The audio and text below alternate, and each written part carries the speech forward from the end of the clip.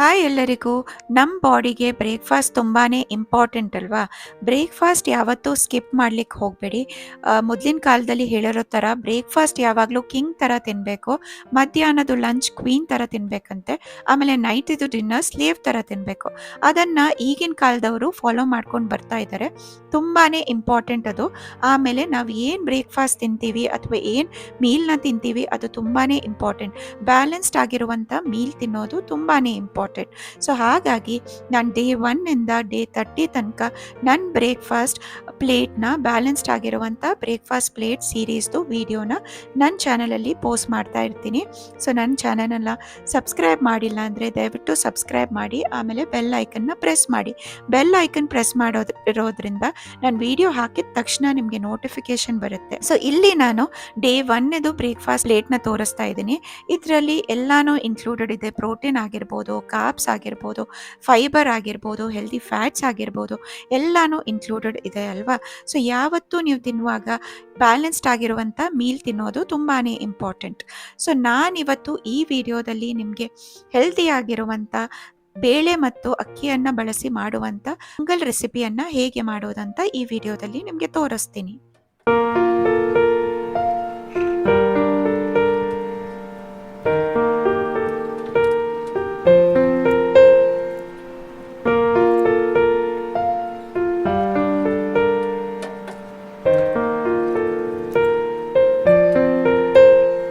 ಪೊಂಗಲ್ ರೆಸಿಪಿಗೆ ನಾವು ಬೇಳೆ ಮತ್ತು ಅಕ್ಕಿಯನ್ನು ಕುಕ್ಕರಲ್ಲಿ ಬೇಯಿಸ್ಕೋಬೇಕು.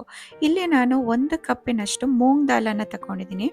ಆಮೇಲೆ ಇದಕ್ಕೆ ಸ್ವಲ್ಪ ತುಪ್ಪ ಇಲ್ಲ ಎಣ್ಣೆ ಹಾಕಿ ಚೆನ್ನಾಗಿ ಮೂಂಗ್ ದಾಲ್ ಅಂದರೆ ಹೆಸರು ಬೇಳೆಯನ್ನು ಚೆನ್ನಾಗಿ ಫ್ರೈ ಮಾಡ್ಕೋಬೇಕು.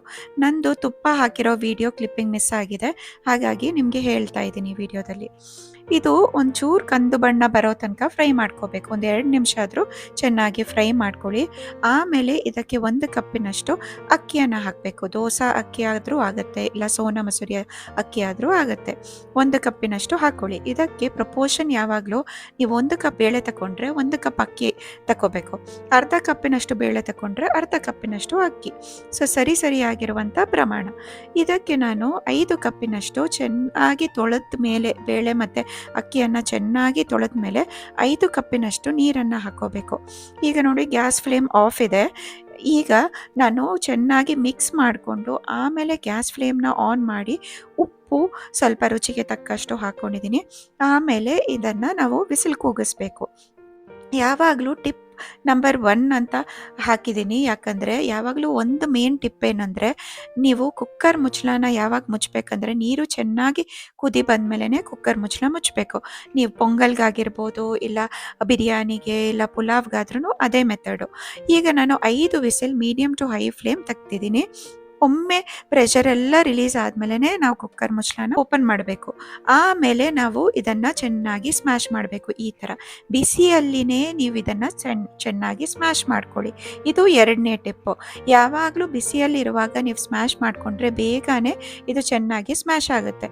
ಇಲ್ಲ ಅಂದರೆ ಗಟ್ಟಿಯಾಗಿ ಹಾಗೆ ಅನ್ನ ಎಲ್ಲ ಹಾಗಾಗಿ ಅರ್ಧ ಉಳ್ಕೊಂಡು ಬಿಡುತ್ತೆ. ಹಾಗಾಗಿ ನೀವು ಬಿಸಿಯಲ್ಲೇ ಸ್ಮ್ಯಾಶ್ ಮಾಡೋದು ತುಂಬಾ ಇಂಪಾರ್ಟೆಂಟ್. ಈಗ ಇದಕ್ಕೆ 1 ಗ್ಲಾಸಿನಷ್ಟು ನೀರನ್ನು ಹಾಕ್ಕೋಬೇಕು. ನೀರು ಹಾಕಿರುವಾಗ ನಾನು ಈ ಟೈಮ್ಗೆ ಏನು ಗ್ಯಾಸ್ ಫ್ಲೇಮ್ ಆನ್ ಮಾಡ್ಕೊಂಡಿಲ್ಲ. ಚೆನ್ನಾಗಿ ನೀರು ಹಾಕ್ಕೊಂಡು ಇದನ್ನು ನಾವು ಕನ್ಸಿಸ್ಟೆನ್ಸಿನ ಅಡ್ಜಸ್ಟ್ ಮಾಡ್ಕೋಬೇಕು. ಹದ ಎಷ್ಟು ಬೇಕೋ ಅಷ್ಟು ನೋಡಿಕೊಂಡು 1 ಗ್ಲಾಸಿನಷ್ಟು ನೀರು ಹಾಕಿದ್ದೀನಿ. ಇದೀಗ ಪರ್ಫೆಕ್ಟ್ ಆಗಿರುವಂಥ ಹದ. ಇದನ್ನು ನಾನು ಸೈಡಲ್ಲಿ ಇಟ್ಕೊಳ್ತೀನಿ. ಈಗ ಬಾಣಲೆಯಲ್ಲಿ 3 ಟೇಬಲ್ ಸ್ಪೂನಷ್ಟು ತುಪ್ಪವನ್ನು ಹಾಕ್ಕೋಬೇಕು. ನಿಮಗೆ ತುಪ್ಪ ಬೇಡ ಅಂದರೆ ಎಣ್ಣೆಯಲ್ಲೂ ಕೂಡ ಮಾಡ್ಬೋದು. ಆದರೆ ತುಪ್ಪದಲ್ಲಿ ನೀವು ಪೊಂಗಲ್ ಮಾಡಿದ್ರಂತೂ ರುಚಿ ಆಗಿರ್ಬೋದು, ಅದರ ಪರಿಮಳ ಆಗಿರ್ಬೋದು ತುಂಬಾ ಚೆನ್ನಾಗಿರುತ್ತೆ. ಒಮ್ಮೆ ನೀವು ಟ್ರೈ ಮಾಡಿ ನೋಡಿ. 3 ಟೇಬಲ್ ಸ್ಪೂನ್ ತುಪ್ಪಗೆ ನಾನಿಲ್ಲಿ 1 ಟೇಬಲ್ ಸ್ಪೂನಷ್ಟು ಕಾಳುಮೆಣಸು ಅಂದರೆ ಪೆಪ್ಪರ್ ಹಾಕ್ಕೊಂಡಿದ್ದೀನಿ. 1 ಟೇಬಲ್ ಸ್ಪೂನಷ್ಟು ಜೀರಿಗೆನ ಹಾಕ್ಕೊಳ್ಳಿ ಇದಕ್ಕೆ. ಆಮೇಲೆ ಒಂಚೂರು ಹಾಗೆ ಬಿಡಿ, ಯಾಕಂದರೆ ಜೀರಿಗೆ ಮತ್ತು ಪೆಪ್ಪರ್ ಎಲ್ಲ ಅದರಲ್ಲೇ ಫ್ರೈ ಆಗ್ತಾ ಇರುತ್ತೆ. ಆಗ ನಾವು 2ರಿಂದ 3 ಹಸಿಮೆಣಸಿನ್ಕಾಯಿ ಚಿಕ್ಕದಾಗಿನೂ ಕಟ್ ಮಾಡ್ಬೋದು, ಇಲ್ಲ ನೀವು ಒಂದು ಭಾಗ ಮಾಡಿಬಿಟ್ಟು ಹಾಕೋಬೋದು. ಇದಕ್ಕೆ ನಾನು ಅರ್ಧ ಟೀ ಸ್ಪೂನ್ನಷ್ಟು ಜಿಂಜರನ್ನು ಹಾಕ್ಕೊಂಡಿದ್ದೀನಿ. ತುರಿದಿರುವಂಥ ಶುಂಠಿಯನ್ನು ಹಾಕ್ಕೊಳ್ಳಿ, ಅರ್ಧ ಟೀ ಸ್ಪೂನು. ಆಮೇಲೆ 1/4 ಟೀ ಸ್ಪೂನ್ನಷ್ಟು ಹಿಂಗಿದು ಪೌಡರ್.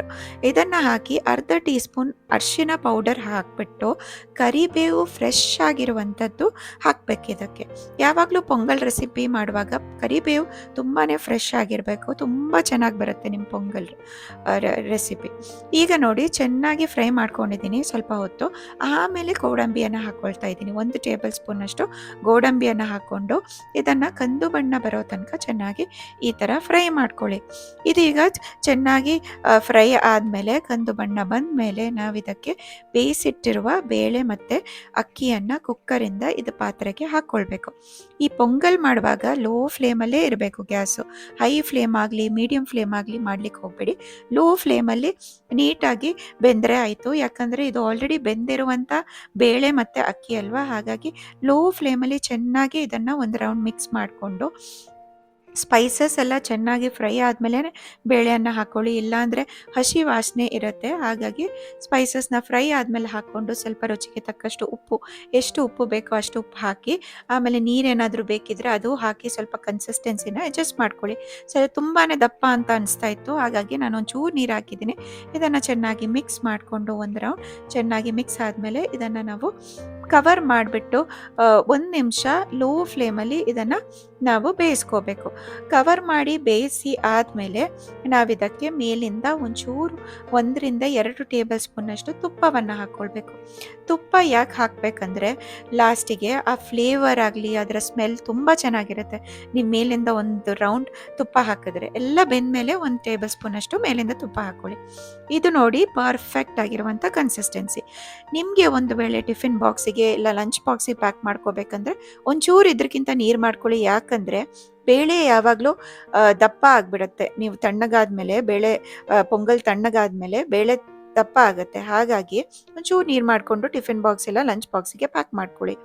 ಈಗ ನೋಡಿ ಎಷ್ಟು ಚೆನ್ನಾಗಿ ಪೊಂಗಲ್ ರೆಡಿಯಾಗಿದೆ ಅಂದರೆ, ನೀವು ಚಟ್ನಿ ಜೊತೆ ಇಲ್ಲ ರೈತಾ ಜೊತೆ ಅದನ್ನು ತಿಂದರೆ ಅಂತೂ ಆಹಾ ಅದ್ಭುತ ಅಂತ ಹೇಳ್ಬೋದು.